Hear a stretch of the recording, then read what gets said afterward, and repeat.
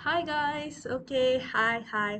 How are you all? Okay. I hope you all are doing great, amazing. And in this video now, we are going to go to part 7. Okay, part 7 where we are learning how to find area bounded by the curve and a straight line. Okay.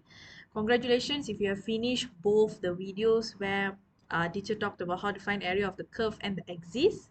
Okay, now we're going to see straight line. Okay, can anyone comment down below? Okay. Straight line means what type of function? Curve means what type of function?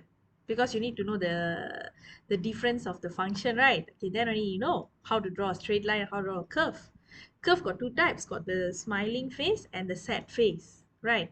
Okay, so can you comment below? Oh, you pause this for a while. I'll wait, no problem. Okay, write down if curve, what type of function? If straight line, what type of function? Okay, and don't worry, I'll also let you know the answer after this. But if you comment me, I will know that you are interacting with teacher, and I know that the students are understanding what they are learning. Okay, so while you do that, I'm going to write the question and then we're going to continue. Okay.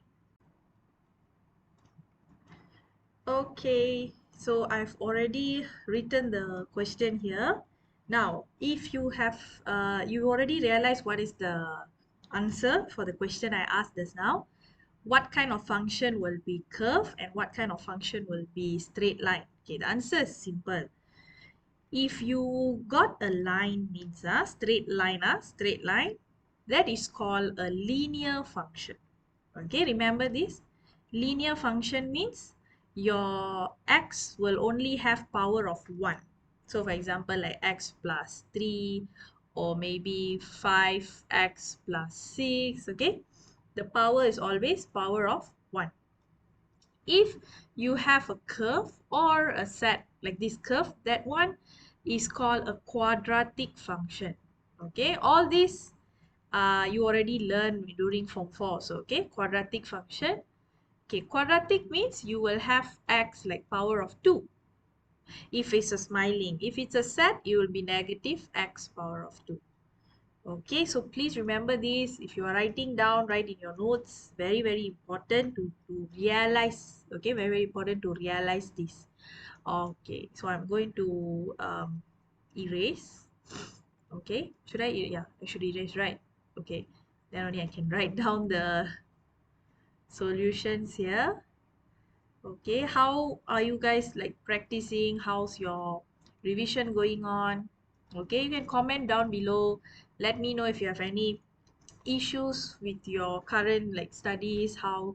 Okay, I can always give the advice that I give, or like whatever I recommend is always what's the best for you. Okay, so if you feel like there's something that you want to share, you can always share in the comment. And okay, I'll always get back. I'll always get back to all the comments.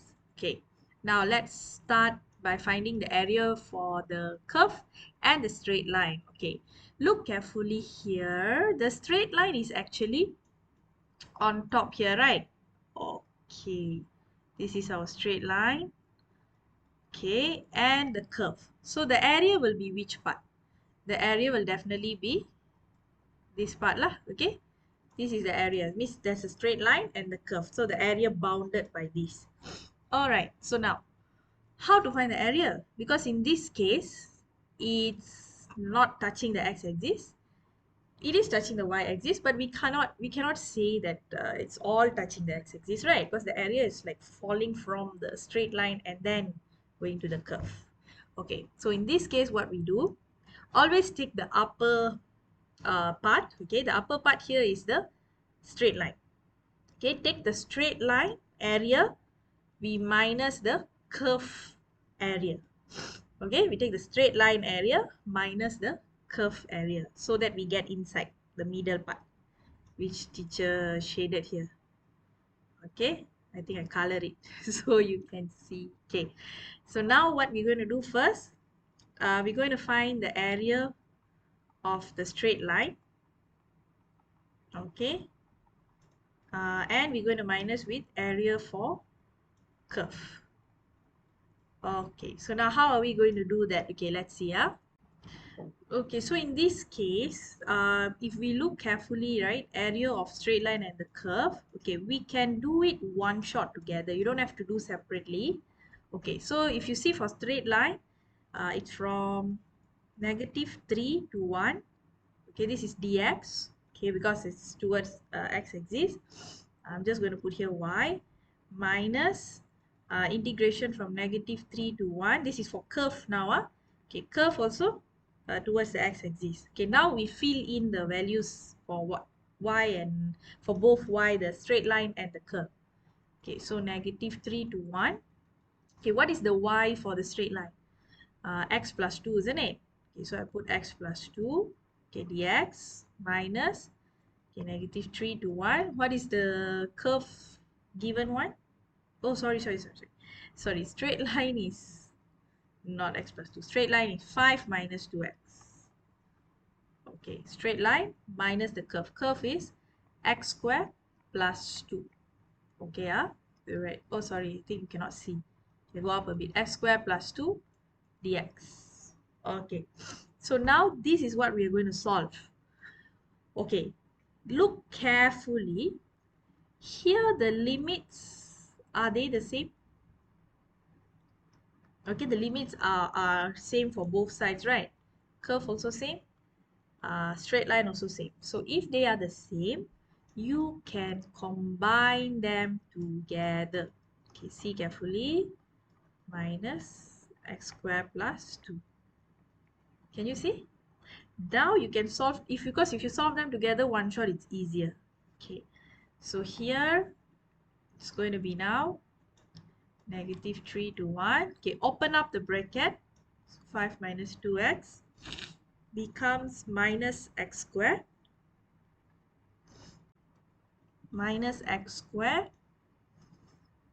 minus 2 dx.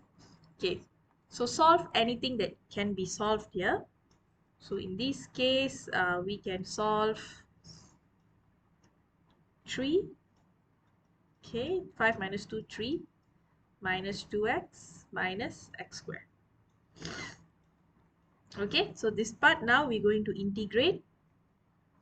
Okay, so we get 3x minus 2x squared over 2 minus x cubed over 3. Yeah, 3. Okay, so we get -3 to 1. Here we cut the 2 and 2. Okay, so now we substitute the values in. Okay. Oh, 2 no need.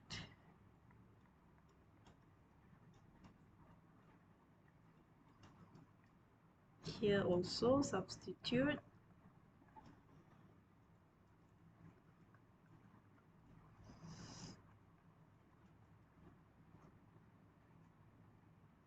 Okay, now you can key in the calculator. Let's see if we get the same answer.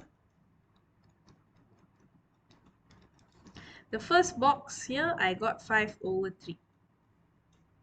If you got, yay! Correct lah, okay? Got is correct. Because keying in is very, very crucial. Okay, -3 square minus 27. I got -9 for the back one. So let's see.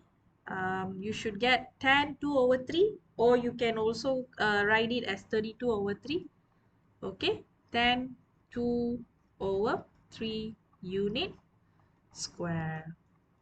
Okay, so straight line and curve is very easy. See the upper one minus the lower one. So if the up one is a straight line, take the straight line minus the curve.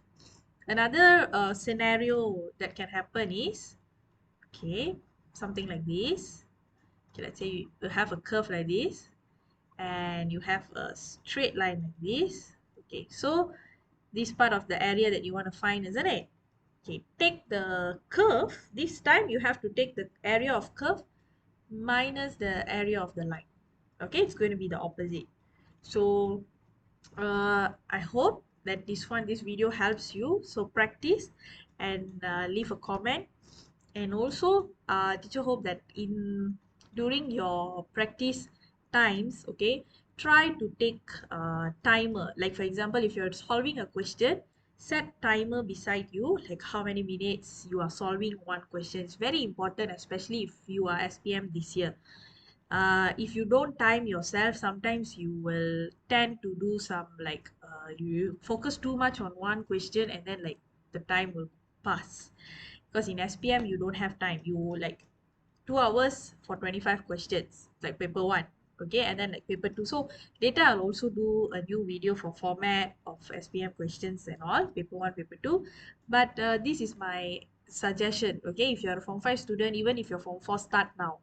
Do timer, put timer for every question that you do. Like for example, like this question we did 6 minutes, write down in your this one book 6 minutes, so you know, oh, this question takes for me 6 minutes, so next time I must beat this time. So that's how you improve. Okay, that's how you improve. Try to improve by at least 1% every day. That will be really good enough. Okay. All right, so I'll see you in the next video. This is part 7, so we'll see you in the part 8. Okay, so most probably part 8 will be the last part. Sorry, no, we have volume. Okay, so volume will be the last part for integration. Okay, so don't forget to subscribe, show some love by liking. I'll see you in the next video. Bye.